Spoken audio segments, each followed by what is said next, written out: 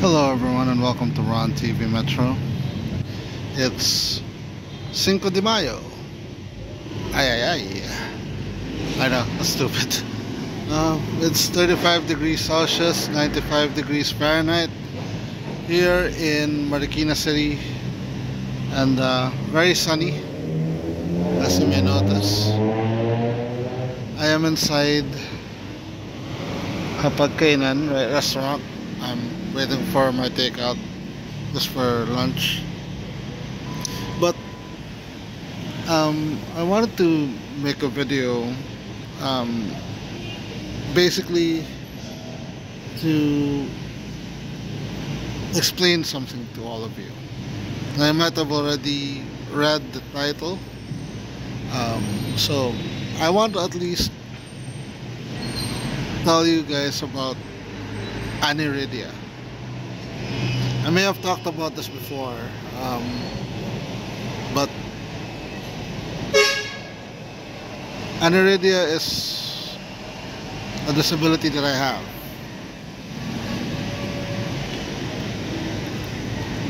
The past few weeks has been a test for me as well, because you know, people have some mindset about me, and unfortunately, my disability affects my daily life, and the achievements that I have done in my life. So I want to talk about Aniridia and how it affects me on an everyday basis, and how it really affects a person like me. What it is basically. So Aniridia is a visual impairment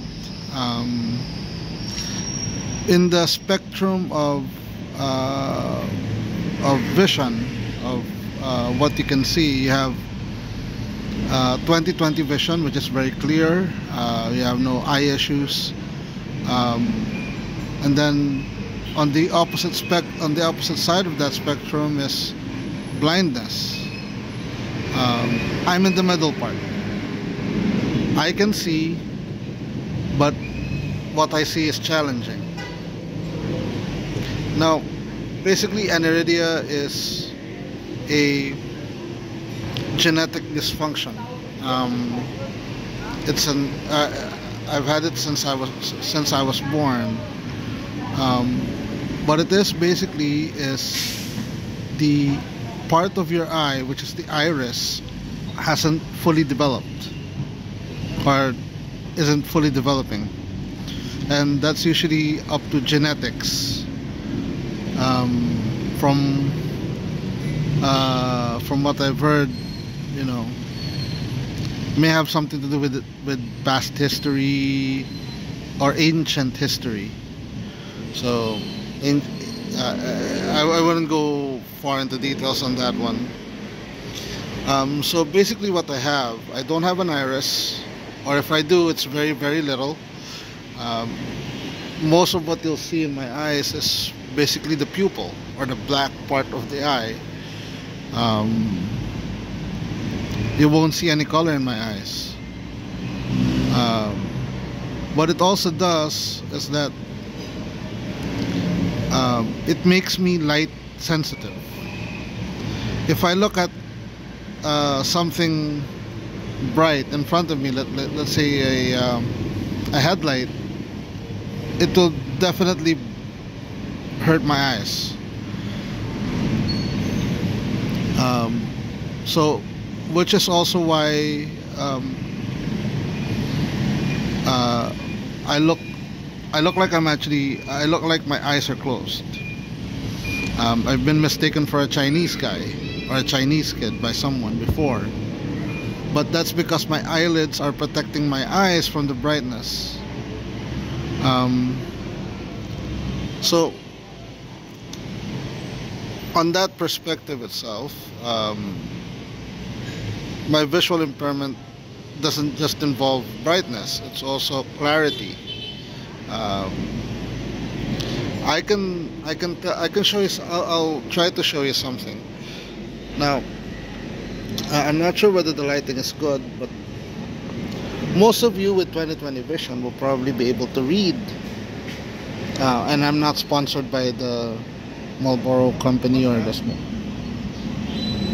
So, but if you ask me what's written below this part, I won't be able to read it unless I got way too close like this. That is probably the only way I'll be able to read it. But if on a normal basis like this, where I'll put my phone where my close to my eyes, I can't read it unless I zoom it, and that's how it is. But to me, it looks like it's just a garbled white shapes. It doesn't show me any letters or words. It's just white stripes.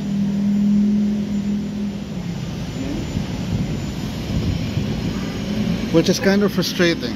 You know, there are things that I like in life that I can't really do because of my disability. Let me give you an example. I'll give you an example.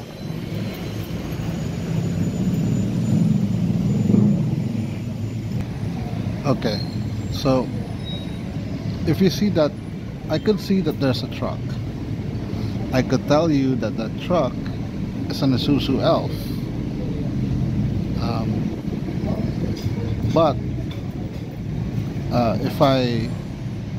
if someone is standing on that spot where the truck is, I won't be able to recognize them.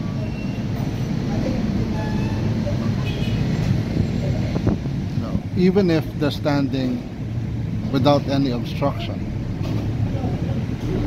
No, I can't tell who it is unless I know the person personally, where I don't have to clearly see the detail of their face. I just know them for who they are. But if it's some stranger and you ask me what the person looks like, I can't tell you. Also, part of this eye defect that I have is that if the image that I see is there's a lot of activity, focusing is also a great challenge. You know, if you make me point out a person in detail in a crowd, I won't be able to do that. You know, and that's one thing that you know, would be challenging when it comes to, like, let's say finding someone in a crowd or finding someone in, let's say, a mass gathering.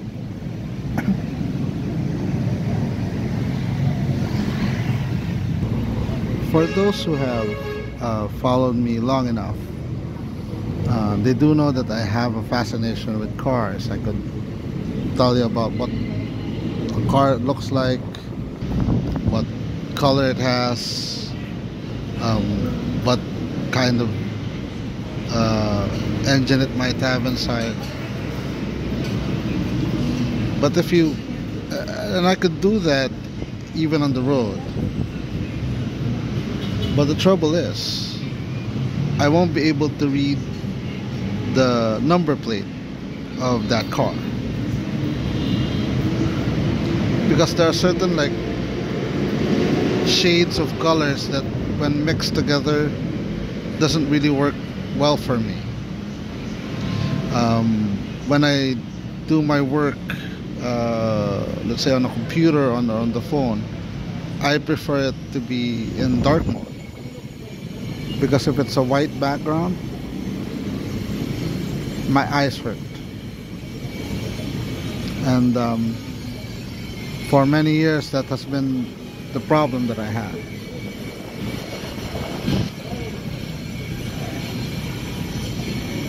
So it is a bit frustrating. I mean, Me liking cars, me wanting to be able to drive a car, but I can't.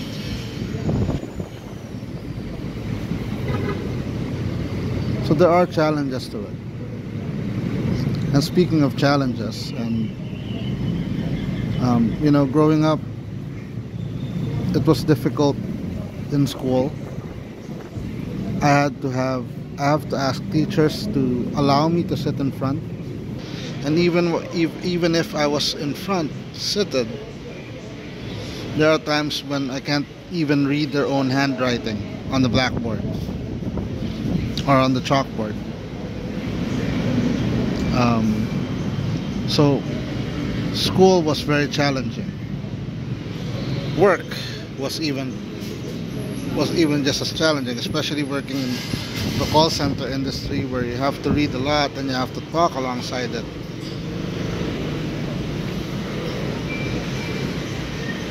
So it has been, it's very difficult. It's very difficult to get a job. It's very difficult to secure a job. People don't see me as disabled. I have a normal physique. I'm not in good shape, but I'm normal. But they don't. What the most difficult part is, every single person that you meet, you have to explain all this.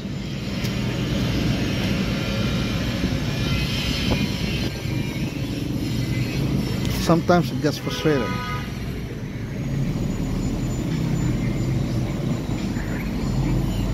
And it's even more difficult,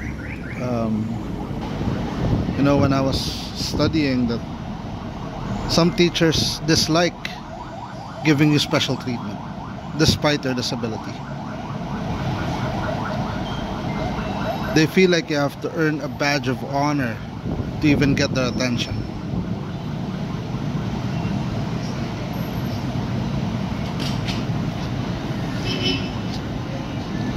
And I found no support from anyone through all that.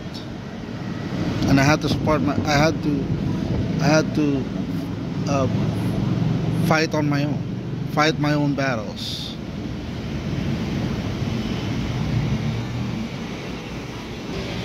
There are so many facets of my disability that it's sometimes even difficult to explain, especially for those who don't go through it, especially for those who hasn't gone through that difficulty.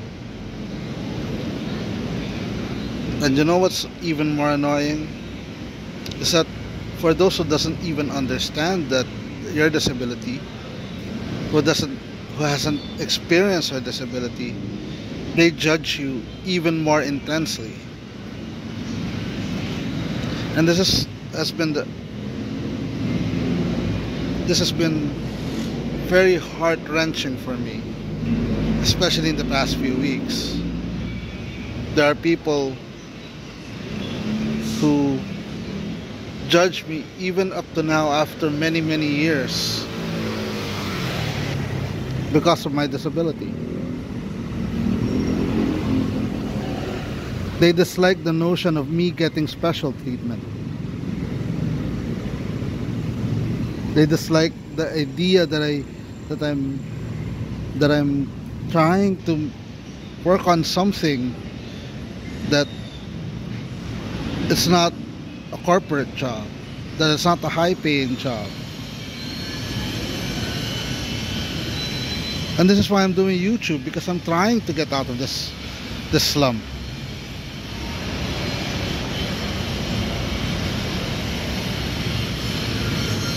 I asked one of the subscribers very recently.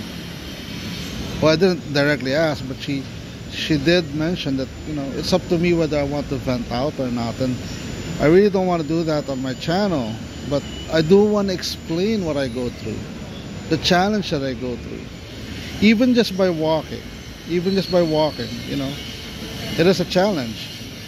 But I'm trying to go beyond that.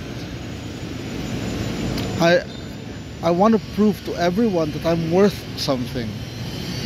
You know, I am so tired of people judging me, thinking that I am normal, but I'm not.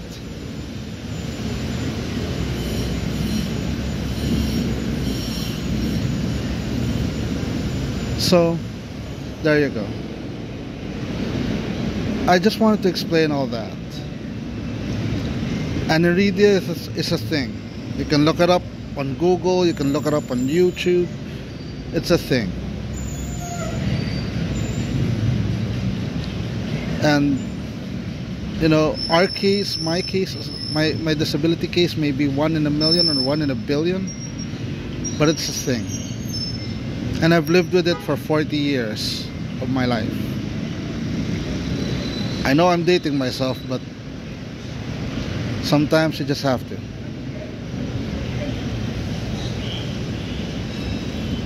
I really don't want to make a video that's a bit of a downer. So,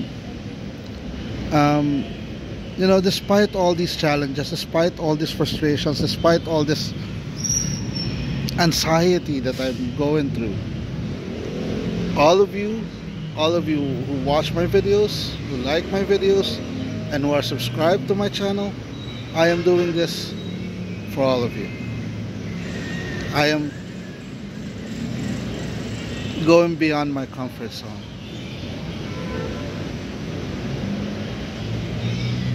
So I hope you guys, you know, do give this video a like, share, and subscribe. And I hope all of you are doing well. I will do my best to bring you videos that you guys will enjoy. Thank you, folks. I'll see you on our next walk.